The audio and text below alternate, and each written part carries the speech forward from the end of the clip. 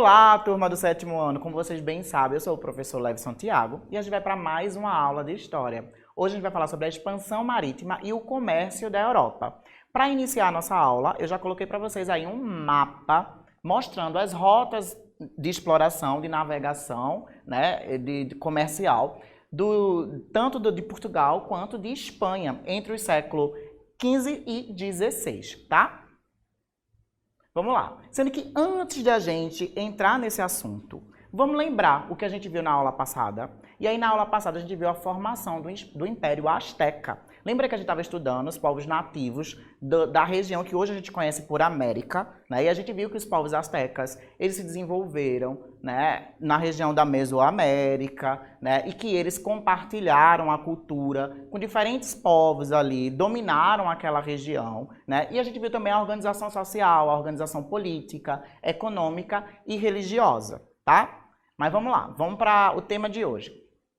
Então, ciência e tecnologia. Primeiro a gente tem que pensar o seguinte: a partir do século XV, os estados europeus, e aí a gente já viu em uma aula passada que os estados europeus eles centralizaram, eles se formaram, os estados-nações, né? Então, a partir do século XV, esses estados-nações, eles começam a investir em estudos científicos, né? E eles começam a investir nesses estudos científicos, e esses estudos eles vão começar a propiciar a inovação de diferentes tecnologias e diferentes técnicas. A partir desses estudos, são criadas tecnologias. Lembrando, tecnologia é tudo aquilo que o ser humano constrói para poder atender uma necessidade, tá? Não é só computador e celular, um lápis, uma cadeira, isso também é tecnologia. Então, no século XV, né, são desenvolvidos esses estudos científicos e eles começam a fazer essas inovações, dessas inovações técnicas, né, essas tecnologias, né, começam a desenvolver embarcações mais resistentes, mais velozes, instrumentos de navegação passam a existir, como a bússola, o astrolábio, né, e que também essa questão dos instrumentos de navegação, os europeus, na verdade, eles reformulam, né, por exemplo, a bússola, mas sabe-se que já os povos do Oriente já tinham também desenvolvido instrumentos próprios para poder acontecer a navegação. Então, esses desenvolvimentos tecnológicos, esses estudos científicos, né, faz com que eles comecem a impulsionar a exploração do mar, né, dos mares que os circundavam, como o Mar Atlântico, né, o Oceano Atlântico, perdão, o Oceano Índico, né? Então, todos esses estudos aí, científicos, esse desenvolvimento tecnológico, faz com que eles comecem a explorar locais ainda desconhecidos, tá? Então, nesse contexto aí de desenvolvimento científico, desenvolvimento tecnológico, de exploração dos mares, dos oceanos, né, de outras regiões, é que acontece a colonização da América, né? E aí essa colonização da América, ela vai acontecer a partir da exploração, a partir da dominação, a partir do massacre e a escravização dos povos nativos. Aqueles povos nativos que a gente estava estudando anteriormente, os incas, os astecas, né? Então, os europeus, né, quando eles desenvolvem esse processo de exploração, quando eles começam a expandir maritimamente, né, e eles chegam à América, né, eles passam a colonizar a América, não só a América, como territórios africanos também. E aí, lembrando, gente, colonização é quando eu imponho a minha cultura ao outro, né? Quando eu quero negar a cultura do outro e impor a minha cultura, como se só a minha cultura ela tivesse valor, tá? E aí, os povos europeus, né, Portugal, Espanha, Inglaterra, né, começam a desenvolver esses processos de exploração na América dentro desse contexto aí, no século XV, né, século XVI, certo? Vamos lá. Então, as grandes navegações, conhecidas como as grandes navegações, né? Como é que ela inicia? Então, primeiramente, a gente tem que entender uma coisa. Até o século XIV, lembra que eu falei para vocês lá que no século XV teve um investimento nos estudos científicos e o desenvolvimento tecnológico. Mas até o século XIV, os europeus eles possuíam um conhecimento muito pequeno, um conhecimento geográfico muito diferente, não vamos dizer pequeno, mas um conhecimento geográfico diferente do que a gente tem hoje atualmente, né? Eles conheciam basicamente ali a Europa, né? as proximidades do Mediterrâneo, né, como o norte da África e regiões da Ásia, porque eram os locais onde eles transitavam, né, comercialmente falando, né, onde eles tinham relações comerciais, econômicas, política. Então, esse conhecimento deles era um conhecimento mais restrito, geograficamente falando. Além desse conhecimento restrito, eles também tinham medo do desconhecido. Existiam muitas lendas, né, aí até o século XIV, né, eles acreditavam que existiam monstros marítimos, né, que as terras distantes eram habitadas por seres assustadores. Havia aqueles que acreditassem que a Terra era plana, que não era redonda, e hoje a gente já sabe que a Terra ela é redonda, né? Mas havia essa crença que a Terra era plana e que se a gente fosse navegando até a linha do horizonte, poderíamos cair, né, num mar cheio de monstros e que iria nos devorar, tá? Inclusive, isso aqui é um mapa medieval e que mostra essa crença deles. Aí percebam que tem um monstro aí, né, em volta da nau, da caravela, que é o nome dessa embarcação, tá? Pois bem, a partir do século XV, como eu estava falando para vocês, né, os portugueses e os espanhóis, eles vão, movidos, né, pelos interesses comerciais e religiosos, eles vão ser os pioneiros das grandes navegações. O que é que isso significa dizer, professor? Os portugueses e os espanhóis, eles vão iniciar o que a gente chama hoje de grandes navegações, que é explorar o Oceano Atlântico, Índico, Pacífico, explorar as diferentes regiões, tá? E aí eles vão fazer isso porque eles têm interesses comerciais para poder vender os seus produtos, comprar, vender na Europa, né? Além disso, dominar terras, expandir o público de compra, né, dos produtos que eles produzem, tá? Então, eles têm esse fator comercial e também tem o fator religioso, que eles queriam levar a fé cristã à frente, né? É importante a gente lembrar que nesse período aí vai existir a reforma protestante, que a gente viu anteriormente, né? Então, a Igreja Católica, ela sente a necessidade de conquistar cada vez mais fiéis. Então, as grandes navegações, ela, além de ter um cunho comercial, ela também tem um cunho religioso, né? E aí, professor, o que é que faz com que esses dois países, tanto Portugal quanto Espanha, sejam os primeiros, né, a iniciarem essas navegações? São diferentes fatores. A posição geográfica, porque eles estão na Península Ibérica, né? E aí, o local onde eles estão, eles têm um fácil acesso, né, para o mar Mediterrâneo, eles têm um fácil acesso para o Oceano Atlântico, né? Além disso, a centralização política, Portugal foi um dos primeiros estados-nações a se desenvolver, a se centralizar politicamente. E aí, quando acontece essa centralização política, né, isso beneficia esse processo de expansão marítima e comercial. E também inovação técnica, que eu estava falando para vocês anteriormente, né? Quando existe a centralização política, começa a se desenvolver o interesse pelo comércio marítimo, e aí esse comércio marítimo faz com que eles criem tecnologias e técnicas, né, para atender às necessidades da navegação, tá? Além disso, né, além desses fatores, né, também tem a questão das cruzadas que ocorreram no século XI e no século XIII.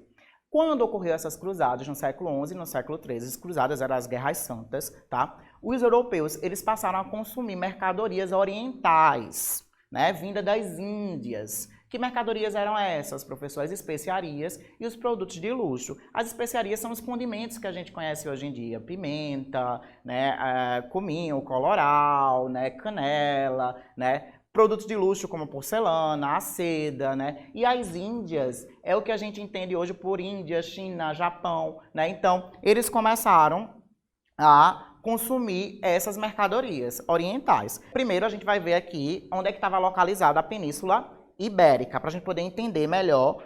Quando eu falei para vocês, né, que a posição geográfica beneficiou para que eles iniciassem esse processo de exploração do mar, né?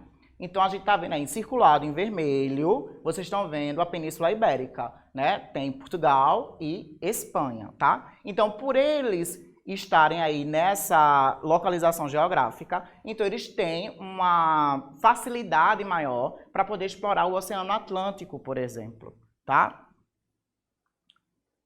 Vamos lá.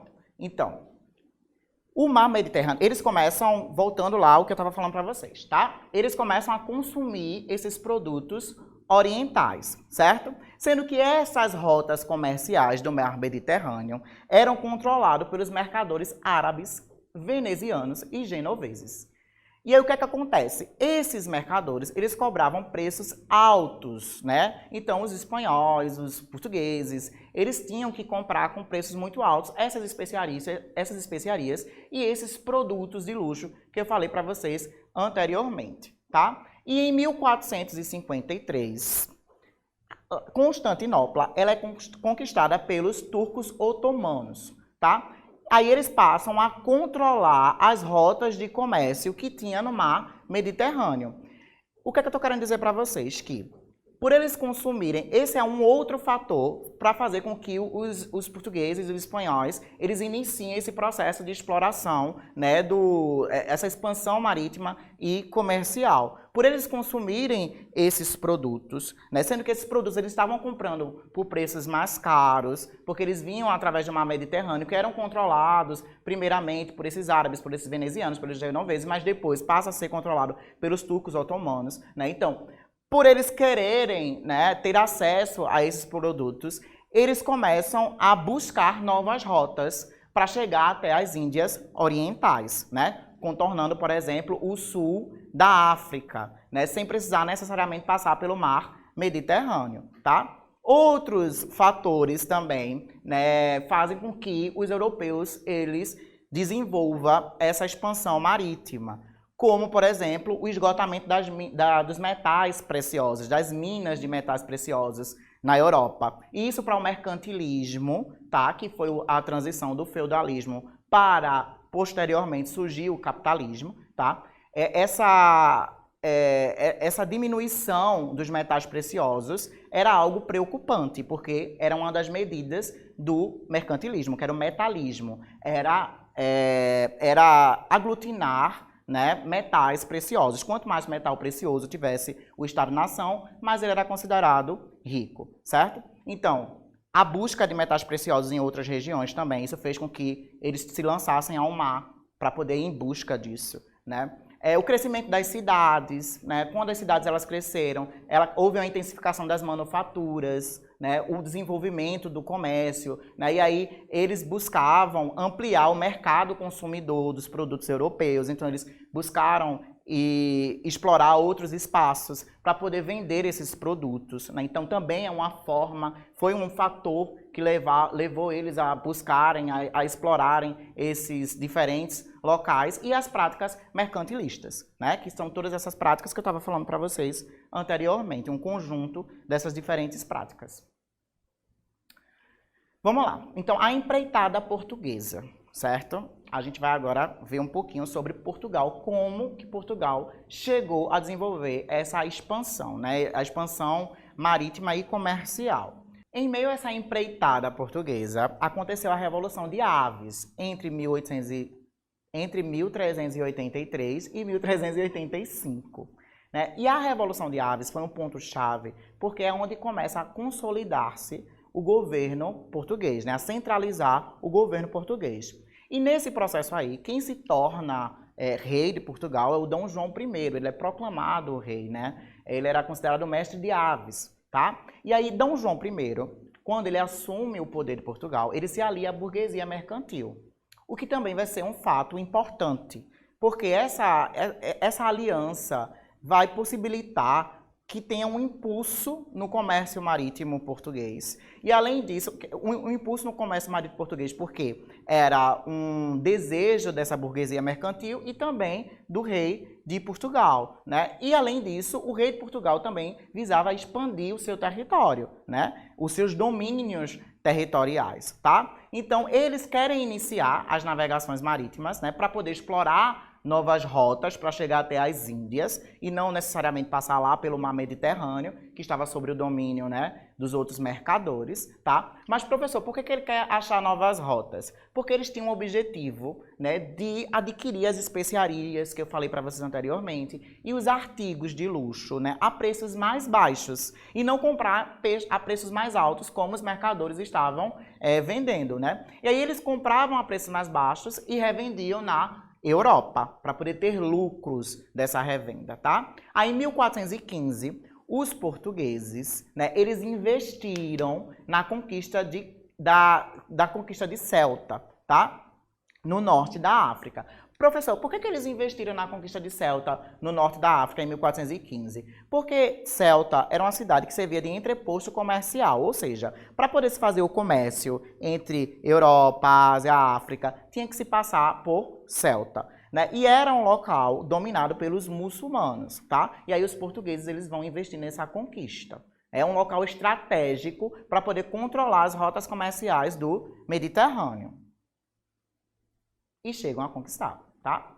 Aí, entre 1487 e 1488, o Bartolomeu Dias, né, ele chega ao Cabo da Boa Esperança. Ele contorna o sul da África, né, em meio a essas empreitadas de explorar o Oceano Atlântico. Ele contorna o sul da África e chega até o Cabo da Boa Esperança. É chamado de Cabo da Boa Esperança porque ele já tinha passado por várias turbulências, né, por várias situações durante a navegação, durante o trajeto em que eles fizeram, mas aí quando eles chegam nesse local, eles dizem que é o Cabo da Boa Esperança porque eles conseguiram chegar são e salvo, tá? 10 anos depois, Vasco da Gama, né, faz o mesmo percurso que ele, né? Contorna o sul da África através do Oceano Atlântico, né, e chega a Calicut, que é na Índia, né? E aí, quando chega a Calicut na Índia, isso é algo muito bom para Portugal, né? Porque finalmente eles tinham encontrado uma rota para poder chegar na Índia, né, em Calicut, onde eles poderiam comprar essas especiarias, esses produtos de luxo e poder vender, né, na Europa, revender na Europa. Então isso aí trouxe muito lucro para Portugal, né, e transformou Portugal como o maior centro europeu do comércio de especiarias do século XVI. Né? E esses lucros eles foram reinvestidos em outras navegações, em outras empreitadas, né, em outras explorações. Eles queriam explorar cada vez mais, principalmente porque havia a notícia de que se tinha encontrado novas terras, que é o que vem a ser América, né? O que a gente chama hoje atualmente de América. Então, em 1500, o rei de Portugal, né, organiza, né, uma nova expedição, né, lá, uma nova esquadra. E aí essa esquadra ele vai dar comando de Pedro Álvares de Cabral, tá?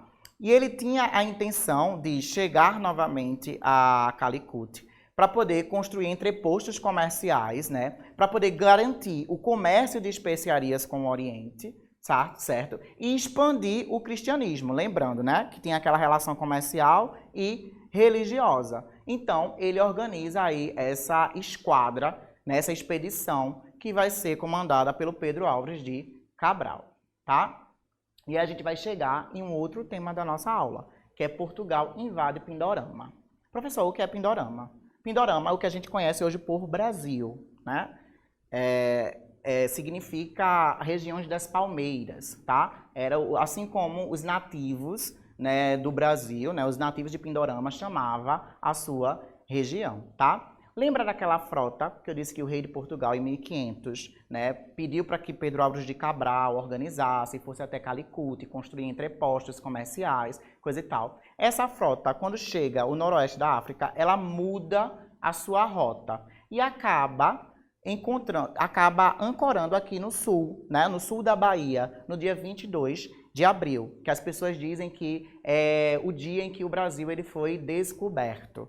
Que na verdade não houve descobrimento, porque a gente não descobre algo que já existe pessoas morando ali. Não tem como eu descobrir, né, um local onde já tem habitantes, tá? O que houve foi uma invasão, foi uma exploração, foi isso que aconteceu. Então o descobrimento não existiu, tá?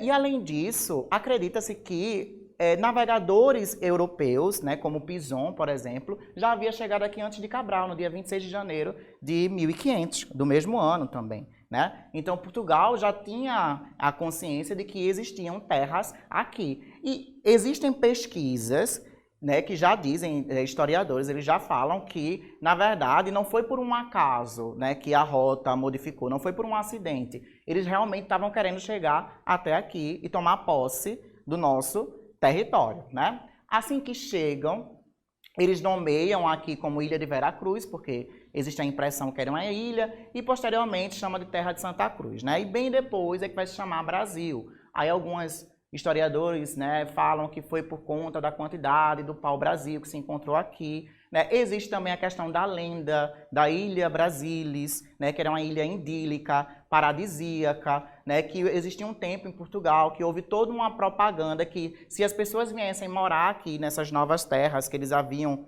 descoberto, entre aspas, essas pessoas elas não precisariam trabalhar, elas viveriam num local paradisíaco. Né? Então o nome Brasil ele passou a existir, né, para o nosso país por diferentes teorias, né? Existem diferentes teorias aí, tá? Então, pessoal, isso aqui é uma imagem que representa, né, uma imagem feita por Oscar Pereira em 1922, né, e representa o desembarque de Cabral em Porto Seguro, né, que é o local que ele chega no dia 22 de abril, né? Um encontro aí, sendo que essa imagem aqui tem toda uma influência ocidental, né, da nossa cultura. Então, a imagem de olhos sobre tela, tá bem? Então, pessoal, essa foi a nossa aula de hoje, né? Espero vocês para uma próxima aula e todos continuem se cuidando, utilizando a máscara, utilizando o álcool e tchau, tchau.